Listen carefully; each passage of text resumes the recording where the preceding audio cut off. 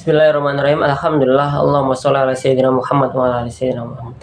Qala Rasulullah sallallahu alaihi wasallam, man dalla ala khairin falahu mislu ajri fa'ilihi. Wa qala Imam Syafi'i fi qawlihi, ridun nasi ghayatan la tudrak wa ridullahi ghayatan la tudrak. Fatruk ma la tudrak wadruk ma la tudrak.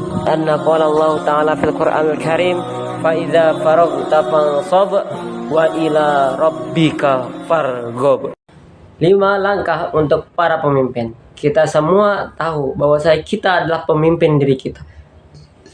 Baik laki-laki ataupun perempuan, kita semua adalah pemimpin. Pemimpin bagi diri kita. Ketika laki-laki memimpin untuk keluarganya, ketika perempuan memimpin untuk dirinya, bagaimana caranya agar mereka bisa menjaga dirinya, menjaga kehormatannya, dan juga untuk para lelaki bisa menjaga harga dirinya di masa yang akan datang. Dan ini semua diharapkan bukan untuk diri mereka, tapi untuk meraih ridhonya Allah Subhanahu wa Ta'ala.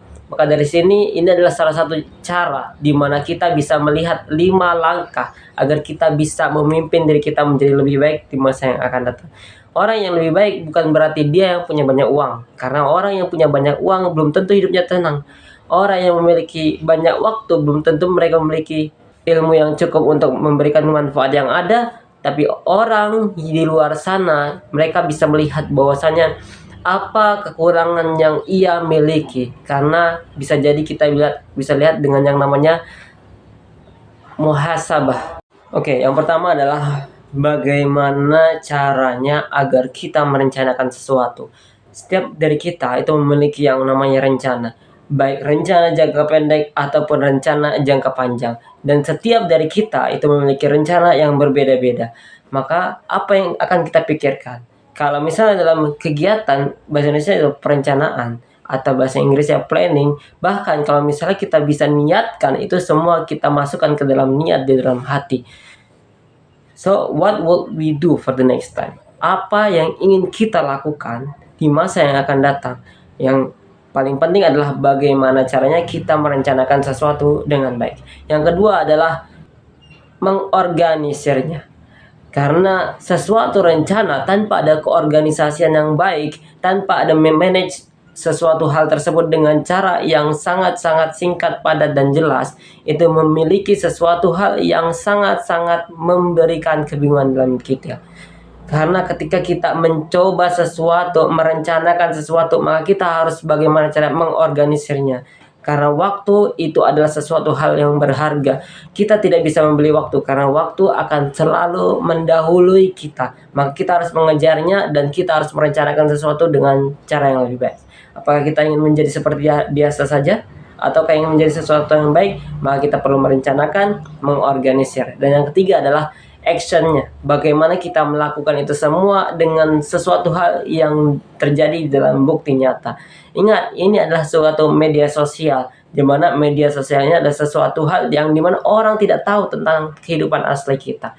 Tapi yang kita lakukan adalah bagaimana caranya kita menunjukkan sesuatu hal yang baik dan bermanfaat untuk orang lain. Dan itu semua harus kita lakukan dengan bukti nyata, bukan hanya di dalam kehidupan sosial, tapi juga di dalam kehidupan nyata. Yang keempat adalah bagaimana caranya kita bisa mengkontrol. Ibarat kata kita adalah seorang pemimpin. Anda seorang pemimpin, baik laki-laki atau perempuan, yang memimpin diri Anda sendiri. Dan ketika kalian mempunyai suatu keluarga ataukah suatu perusahaan, kalian harus mengontrolnya. Karena setiap kontrolan yang baik itu bisa menunjukkan suatu kepribadian.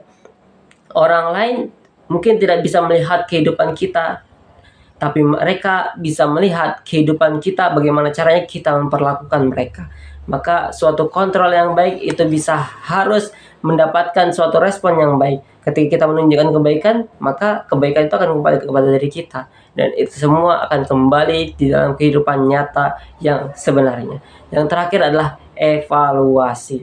Yang pertama merencanakan, kedua mengorganisir, yang ketiga adalah aksi nyata, dan keempat adalah bagaimana cara kita mengkontrol dan menjaga itu semua agar memiliki kestabilan, dan terakhir adalah evaluasi.